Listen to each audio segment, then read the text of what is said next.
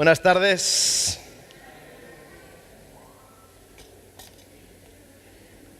Esta tarde vamos a ser un poquito más cortos en el tiempo. ¿Sí?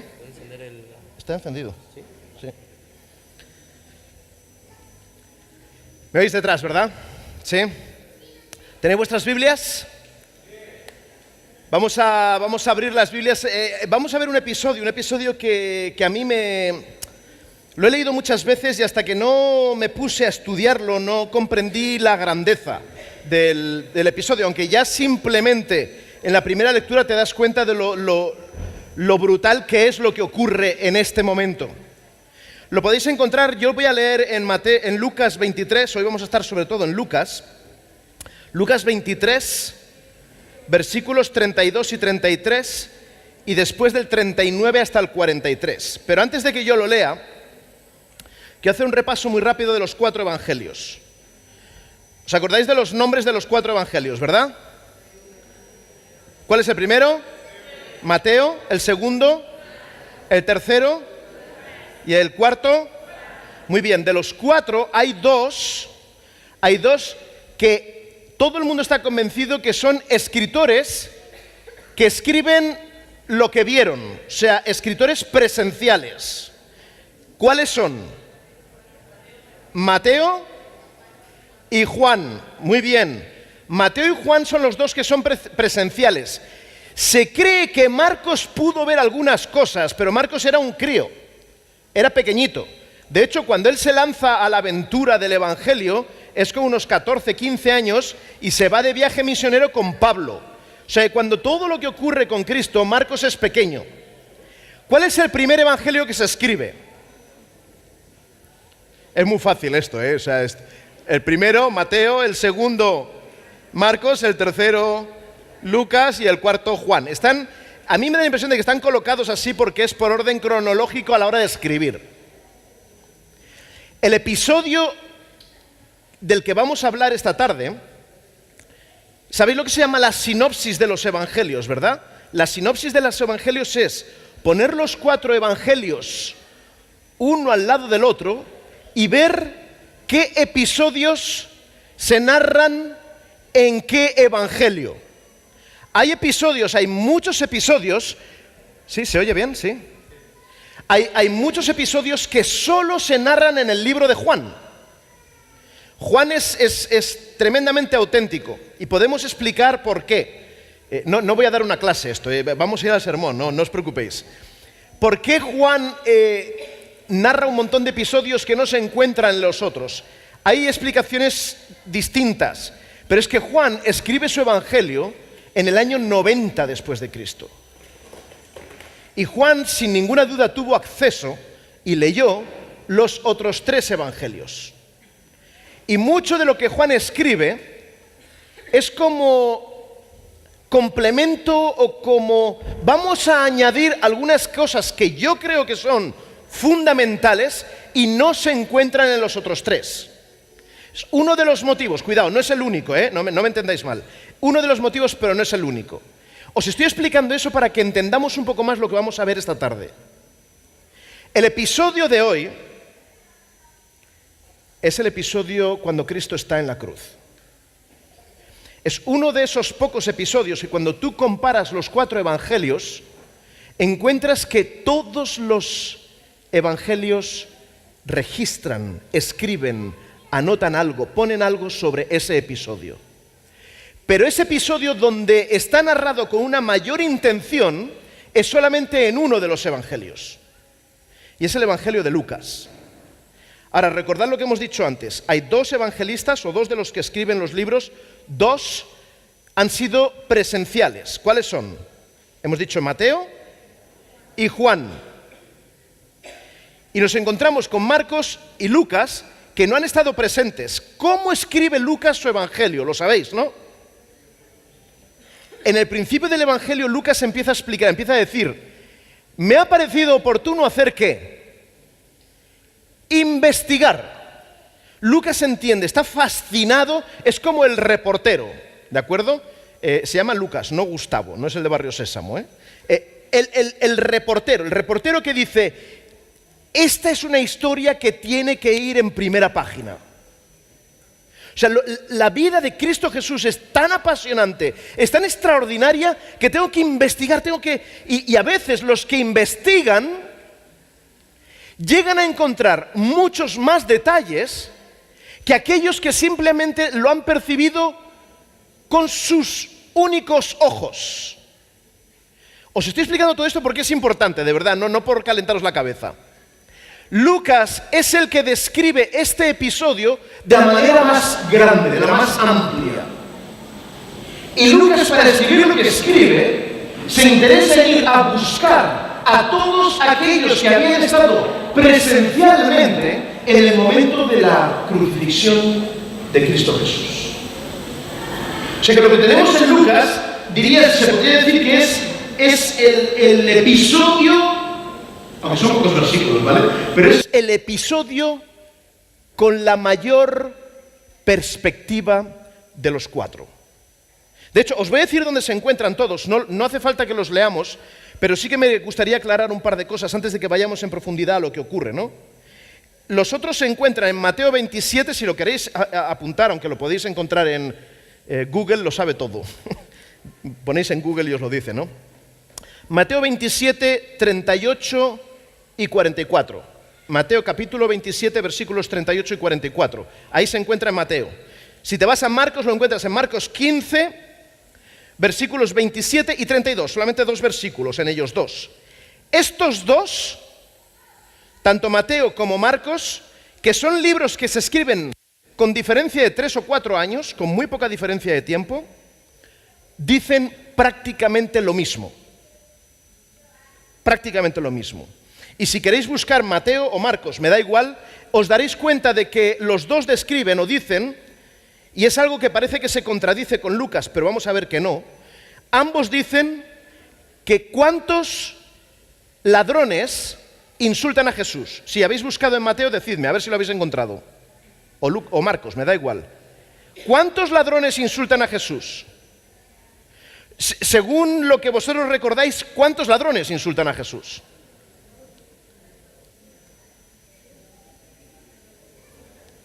Según Lucas, parece que solamente uno. Según Lucas. Pero tanto Mateo como Marcos nos dejan entrever, Mateo es muy claro, dice, ambos insultaron a Jesús. Los 2 ladrones insultaron a Jesús. Y no os preocupéis, porque es que el hecho de que esto sea así hace más grande el resultado final. Nos dice que ambos insultan a Jesús.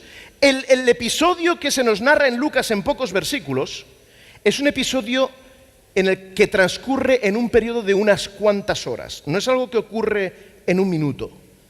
Nosotros lo podemos leer en 1 o 2 minutos, pero es un episodio que transcurre en unas cuantas horas, desde que es crucificado prácticamente hasta que Jesús muere. Es cuando ocurre este episodio.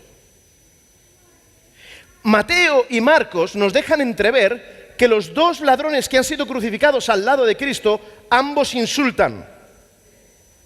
Y después vamos a hablar un poquito más del resultado final, ¿de acuerdo? Mientras que Juan prácticamente en un solo versículo da una pincelada muy pequeña, simplemente dice, crucificaron junto a Cristo a 2 ladrones. No dice nada más. Juan ya ha leído lo demás, dice, todo lo que se tenía que decir ha sido dicho.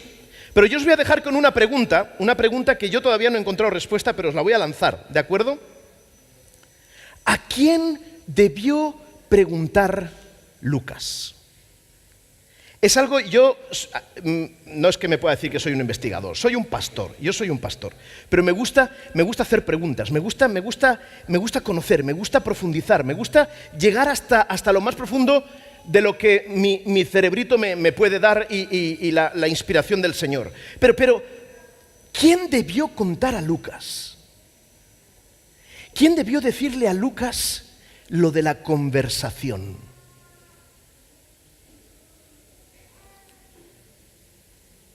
No hay datos que nos digan quién lo contó, no sabemos bien quién debió contarle a Lucas, pero existen varias interpretaciones. Una se cree que pudo ser Juan. Juan es el que estaba más próximo a Jesús. Y no solamente a Jesús, es uno de los discípulos que está más cerca de la cruz. En el momento de la crucifixión, es uno de esos discípulos, estaba tan enamorado de Cristo que le daba igual que su vida corriese peligro. De hecho, el primer día, el viernes, vimos que Juan es uno de los dos, junto con Pedro, que acompaña a Cristo cuando lo cogen preso. Juan pudo haber sido, pero no sabemos bien, pudo haber habido otros. De hecho, hay un tema en el que estoy estudiando y estoy intentando profundizar, y es a los pies de Cristo. Y el último momento de a los pies de Cristo es cuando encuentras a tres mujeres. Cuando Cristo ya está muerto, cuando prácticamente todo el mundo ha desaparecido, hay tres mujeres, entre ellas la madre de Jesús y María. Bueno, eran varias Marías, La madre de Jesús se llamaba también María, que se acercan hasta los pies de Cristo. Y es espectacular, de ahí se podrían sacar algunas ilustraciones muy bonitas. Hubo gente que estuvo hasta el último momento y que estuvo relativamente cerca como para haber podido escuchar la conversación. Marcos no, y Mateo es muy probable que tampoco. Ninguno de los dos realmente escucharon la conversación completa. Pero debieron oír que hubo una conversación y que hubo insultos. Y que ambos ladrones insultaron a Jesús. Y ninguno de los evangelios se contradice. ¿Qué ocurre? Nos encontramos, dejadme que lea el evangelio de Lucas, ¿de acuerdo? Para que lo tengáis en mente. Lucas 23, 32, 33 y del 39 al 43. Llevaban también con él a otros dos, que eran malhechores, para ser ejecutados. Cuando llegaron al lugar llamado de la Calavera, lo crucificaron allí y a los malhechores, uno a la derecha y otro a la izquierda. Uno de los malhechores que estaban colgados lo insultaba diciendo: si tú eres el Cristo, sálvate a ti mismo y a nosotros. Respondiendo el otro lo reprendió diciendo: ni siquiera estando en la misma condenación, ¿temes tú a Dios? Nosotros a la verdad justamente padecemos porque recibimos lo que merecieron nuestros hechos, pero éste ningún mal hizo. Y dijo a Jesús: acuérdate de mí cuando vengas en tu reino. Y entonces Jesús le dijo: de cierto te digo que hoy estarás conmigo en el paraíso. Y dejadme que yo os lea esta última frase de la manera más correcta de acuerdo a la traducción con el griego, ¿de acuerdo? Simplemente para que se os quede en la mente. De cierto te digo en este instante, porque el hoy en realidad se debería traducir como en este instante. De cierto te digo en este instante, estarás conmigo en el paraíso. Esta es la conversación que encontramos entre Jesús. No tenemos más datos que esto. Los otros datos es lo que yo os he explicado antes, tanto en Mateo como Marcos como en Juan, que esto. Pero vamos a ver un poquito. A mí me gustaría que pudiésemos ver la correlación de los hechos, cómo ocurre todo. Lo primero es la crucifixión, y tenemos que tener en mente que hay dos tipos de crucifixión, las que encontramos en ese instante. Una, la de Cristo. ¿Cómo es crucificado Cristo? Clavado. Pero esa no era la manera en la que se solían hacer las crucifixiones, ¿de acuerdo? No se hacían así.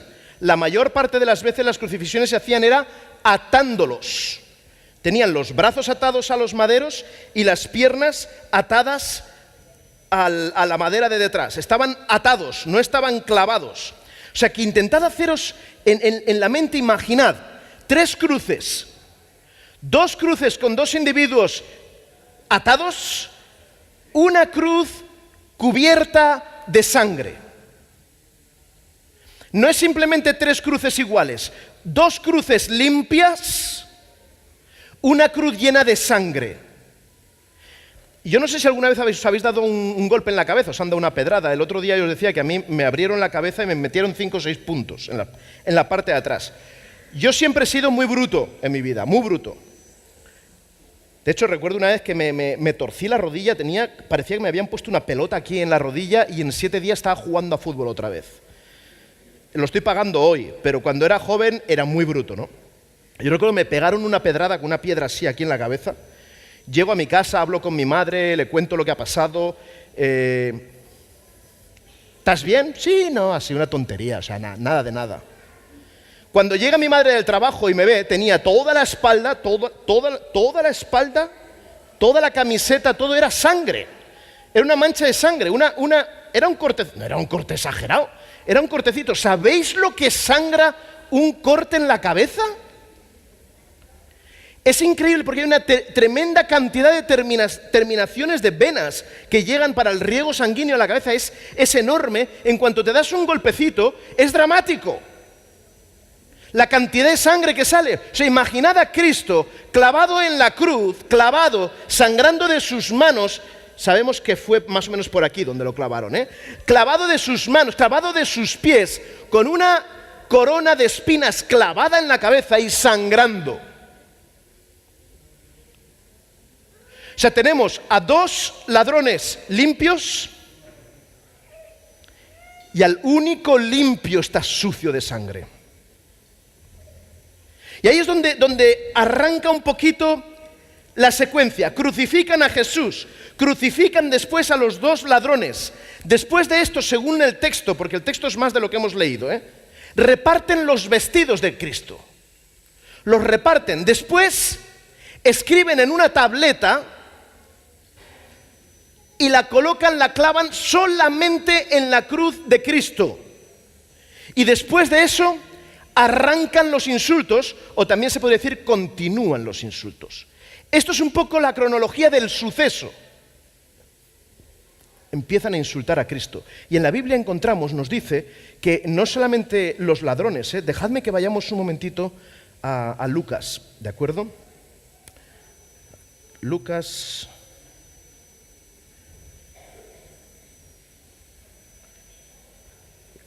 23, vamos a leer desde el 33 hasta el 39, porque veáis un poquito, Lo llevan allí, lo clavan, reparten sus vestidos, echan suertes, el pueblo estaba mirando, los gobernantes se burlaban de él. O sea, los que habían estado tratando de acabar, de terminar con la vida de Cristo, estaban allí para aprovechar el momento y burlarse de Jesús. Los gobernantes se burlaban de él diciendo, a otro salvó. De hecho, fue capaz de devolver la vida a Lázaro. Ese fue uno de los hechos pivotantes en el ministerio de Cristo. Devuelve la vida a uno que lleva 4 días muerto, a otro salvó. ¿Por qué no se salva a sí mismo? Todo ha sido mentira. Todo ha sido una farsa.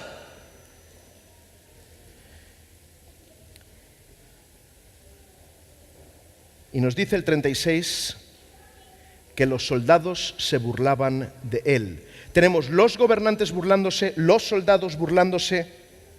Si eres el rey de los judíos, sálvate a ti mismo. Y lo que escriben sobre la cabeza de Cristo y lo clavan en su cruz, este es el rey de los judíos.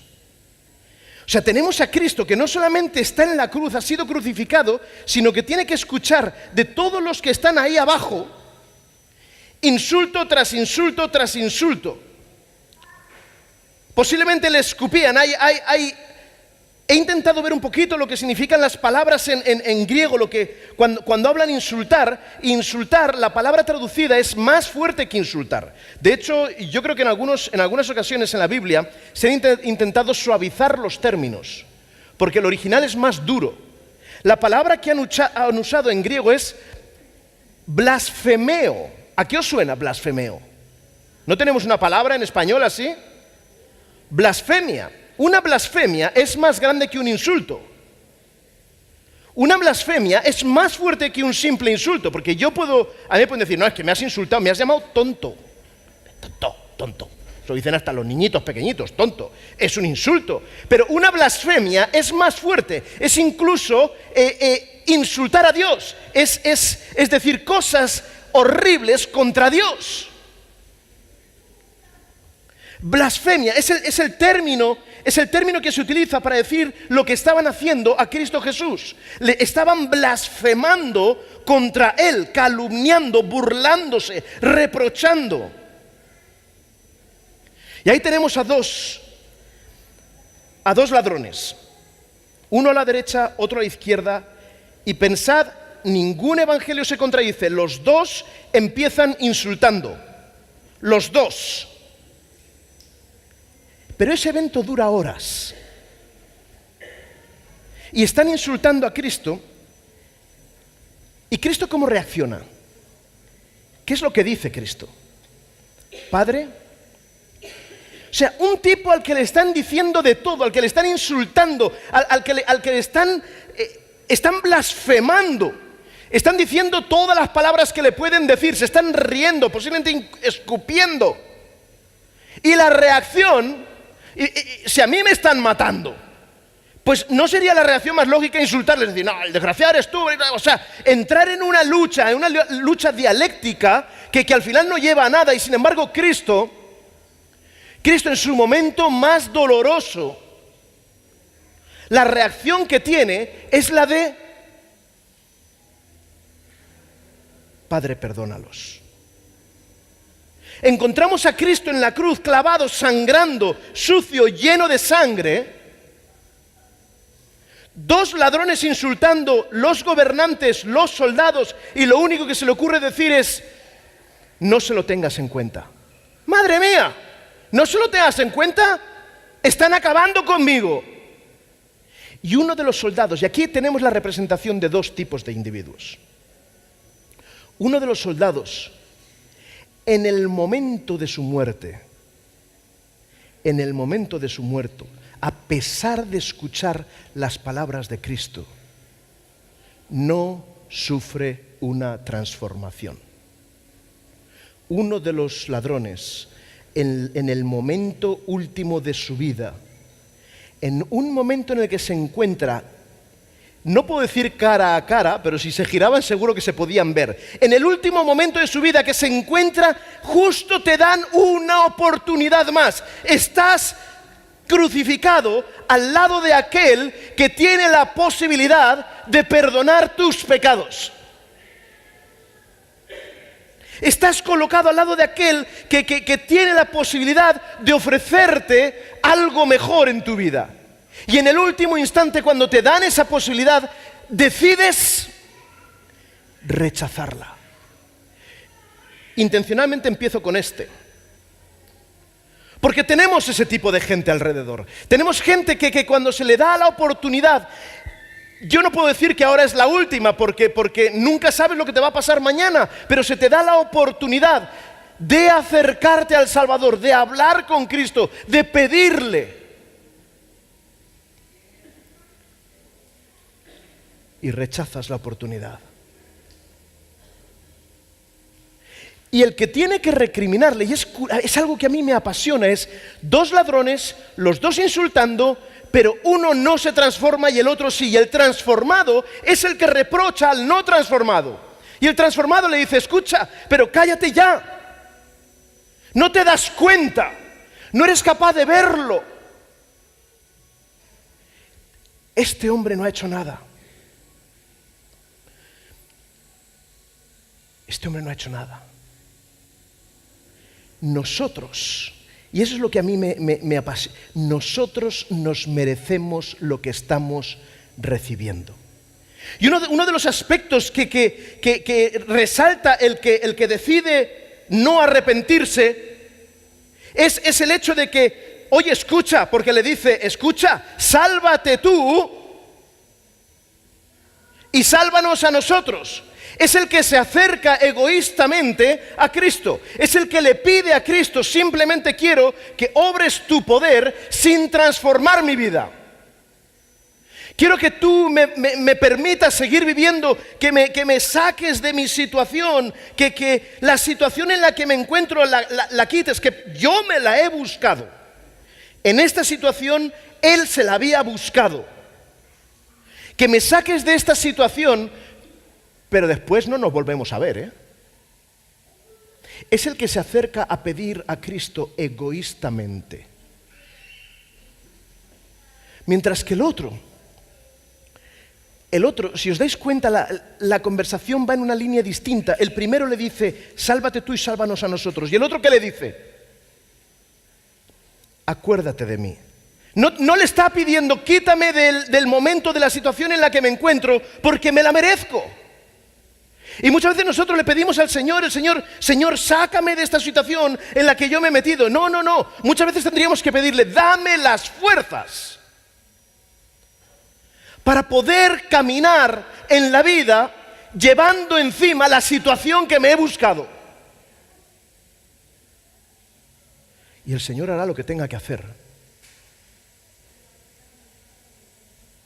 El segundo le dice, acuérdate de mí. Acuérdate de mí. Y lo que a mí me impresiona de si os imagináis la escena, tenemos, de nuevo, imagínatela, una cruz en el centro, Cristo, prácticamente desnudo. Los dos ladrones, prácticamente desnudos, uno a cada lado. Y encontramos a uno de los ladrones que le está diciendo a Cristo, escucha,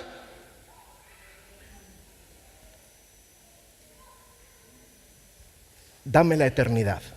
A un tipo que está desnudo y a punto de morir. A un tipo clavado en una cruz que le quedan minutos, horas de vida. El ladrón es capaz de reconocer en ese individuo a punto de morir, yo sé que tú puedes solucionar esto.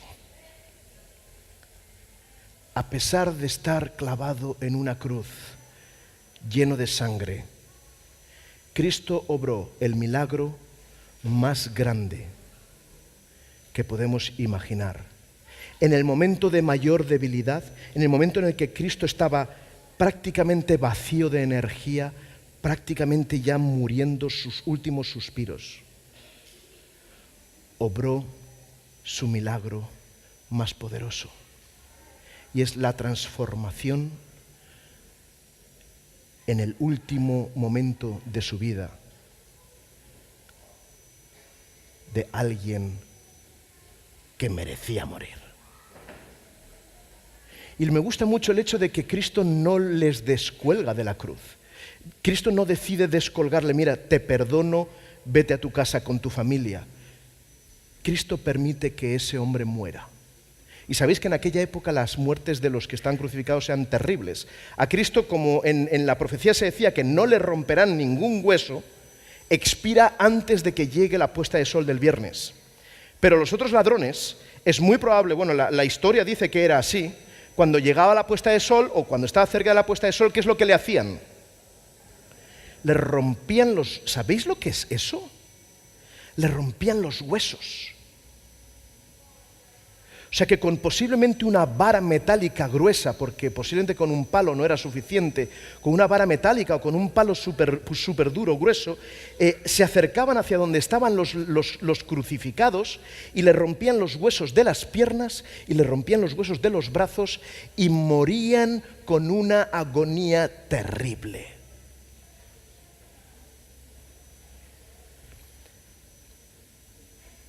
Si nosotros fuésemos capaces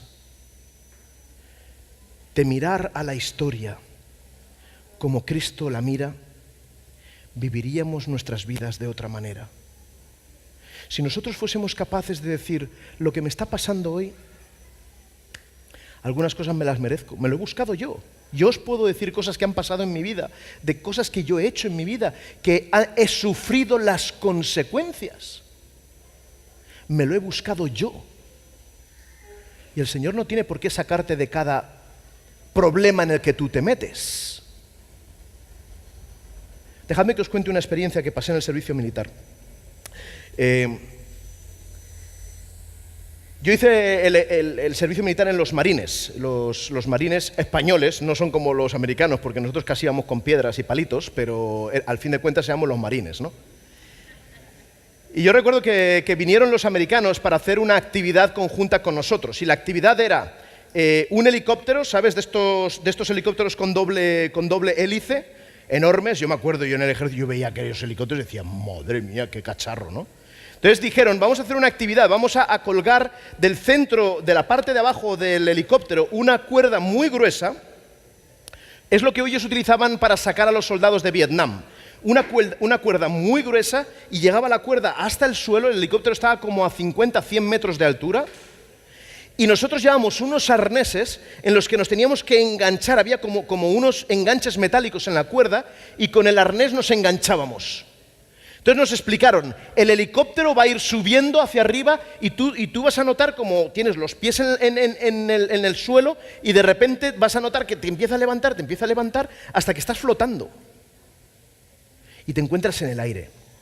Yo recuerdo que cuando me enganché, me engancharon al lado de un negro americano que era 2 cabezas y media más grande que yo. Yo le miraba así y decía, madre mía, a ver, este tío va a romper la cuerda con lo grande que es, ¿no? El caso es que estaban mis amigos, mis compañeros de la compañía, estaban ahí mirando lo que estábamos haciendo. Y yo recuerdo cuando nos enganchan, nos dijeron, escucha, cuando estéis en el aire, levantad los brazos. Cuando el helicóptero empiece a moverse, si levantas los brazos, tu cuerpo se levanta y da la impresión de que estás volando. Os puedo asegurar que fue una experiencia única.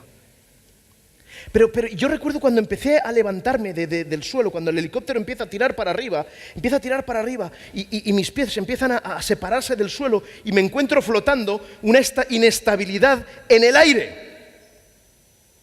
Y yo iba mirando hacia abajo, porque quería ver cómo, iba mirando hacia abajo y veía a mis compañeros a tamaño natural al principio, pero conforme el helicóptero iba subiendo en vertical y seguía subiendo, yo seguía mirando hacia abajo y veía a mis compañeros que se iban haciendo cada vez más pequeñitos y cada vez más pequeñitos, y seguía subiendo el helicóptero y cada vez más chiquitines, y el helicóptero seguía subiendo y cada vez más pequeñitos, hasta que llegó un momento que estábamos tan alto en el cielo que yo sabía que mis amigos estaban allá abajo, pero no podía distinguirlos. No sé si eran los arbustos, o si eran mis amigos, o si era una piedra o una mancha del terreno. Sabía que estaban allí, pero no podía distinguirlos. Y yo para mí, esta es la percepción que deberíamos tener nosotros como cristianos. Como el ladrón que estuvo crucificado en la cruz junto a Cristo, tuvo problemas en su vida, estaba pagando por sus errores.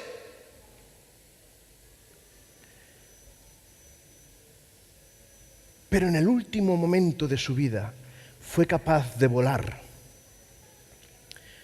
Como cuando estaba yo en el helicóptero, y de encontrarme ahí arriba y ver que ya no podía reconocer a mis compañeros.